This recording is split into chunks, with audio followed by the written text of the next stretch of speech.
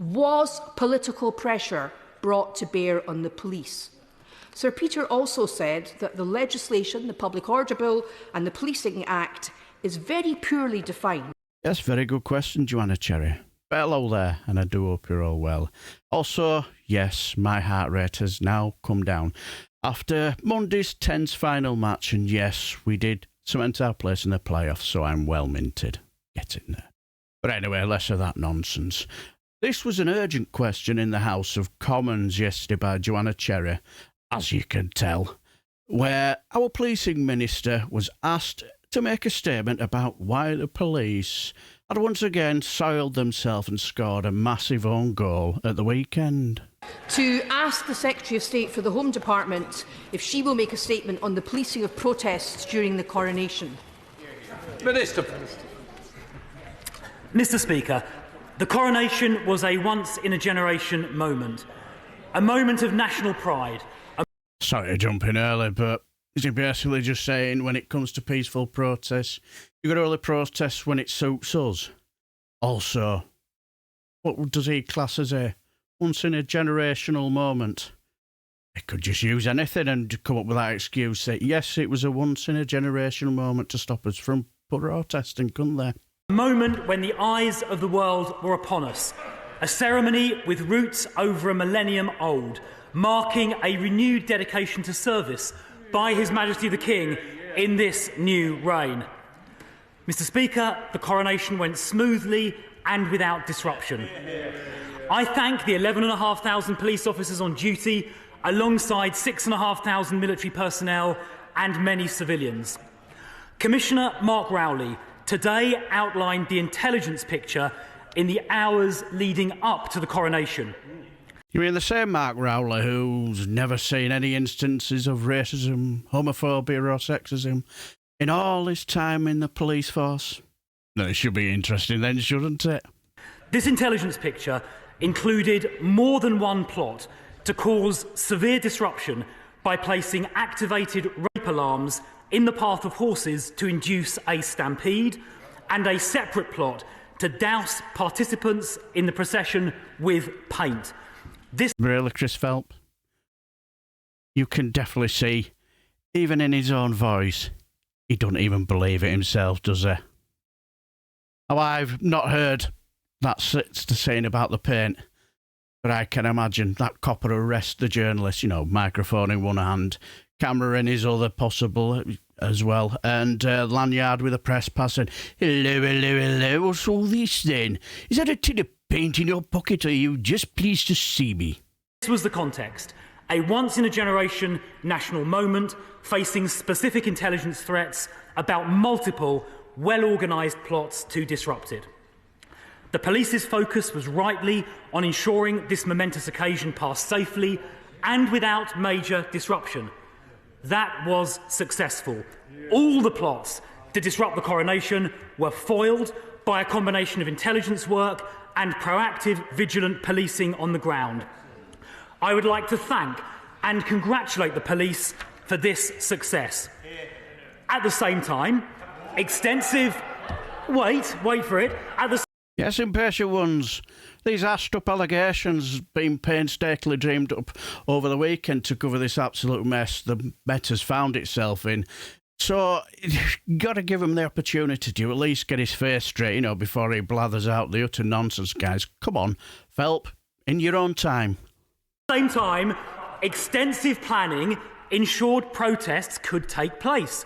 This was also successful.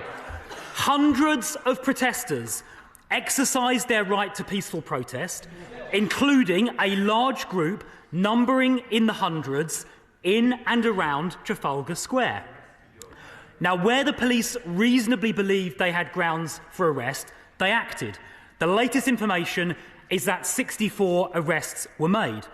I won't comment on individual cases or specific decisions, but the arrests included a person wanted for sexual offences, people equipped to commit criminal damage with large quantities of paint, and arrests on suspicion of conspiracy to cause public nuisance, often backed by intelligence. The Met's update last night included regret, to use their word, that 6 people arrested couldn't join the hundreds protesting in Trafalgar Square and nearby. The Met has confirmed those 6 people have now had their bail cancelled with no further action.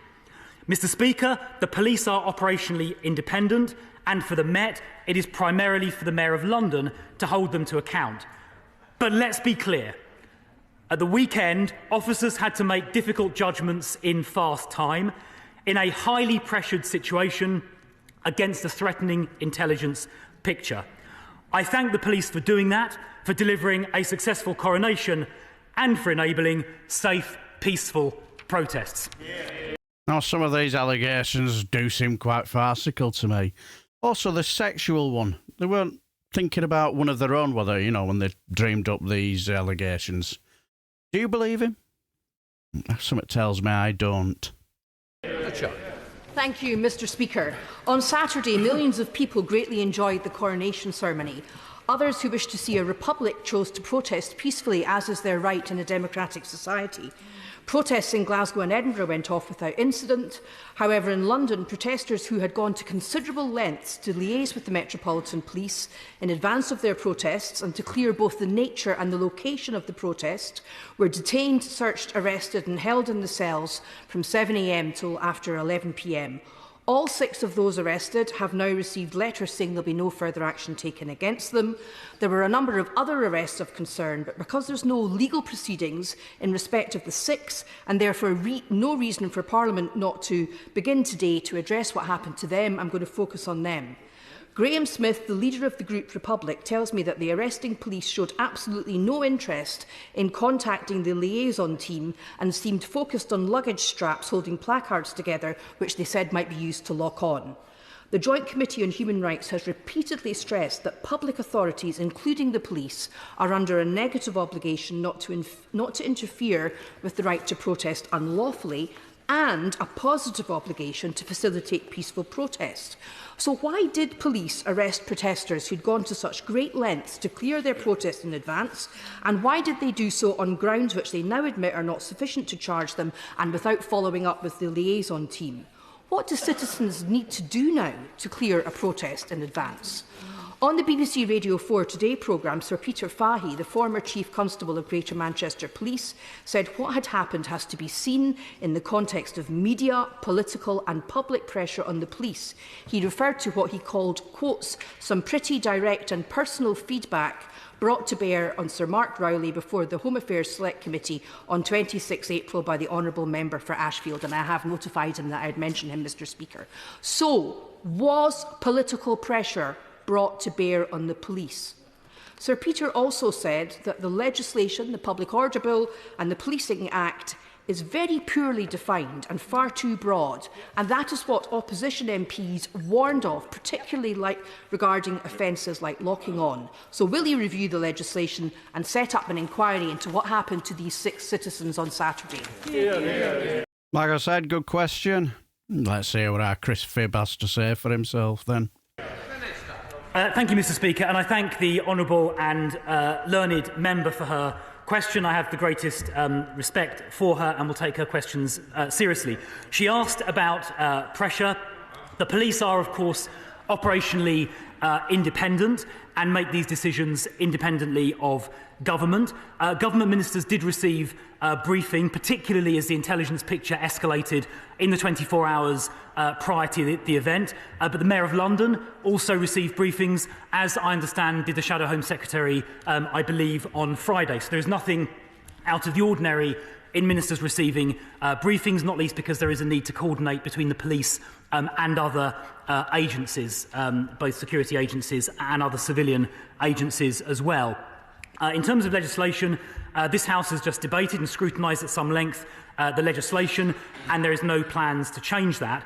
In relation to the 6 people who were arrested and the question of protest more generally, I will just repeat the point, Mr. Speaker, I made in my initial answer, that I think hundreds of people did exercise their peaceful right to protest. It was done, as the Honourable and Learned Lady said, following engagement with the Republic protest group in advance. And the fact that hundreds of people were able to peacefully protest, I think, is testament to the rights of peaceful protest. In relation to those 6 people, I don't want to get into the details of that because, frankly, neither she nor I have all the facts. But clearly, at the point the arrest was made, the police reasonably believed there were grounds to do so. But I emphasise again, for hundreds, I think several hundreds of people on that day, they were able to peacefully protest, as is their absolute right. Well, what do you reckon of that then? A lot of waffle to say that we only want protests that are out of the way and out of sight in my book. Now, I've never been to London, so I don't understand the significance of wanting them to protest at Trafalgar Square. Now, I don't know the significance of why they wanted them there, but if any of you guys know, just let me know down below. But what I do know is that I did get a strong whiff of a lot of baloney in that statement, and clearly that statement sounds like a little bit of a limiting the damage that has been done over the weekend, so to speak. That's my personal thought. Also, in the questions that you were asked, there were 1 or 2 Tory bell taps who made some of the most ridiculous statements to defend the police. And one of them said that even the police didn't have anything to apologise. I won't mention any names. Michael Fabricant. Anyway, what do you guys think? Let me know down below, and till the next time I shall bid you farewell and take care, my friends.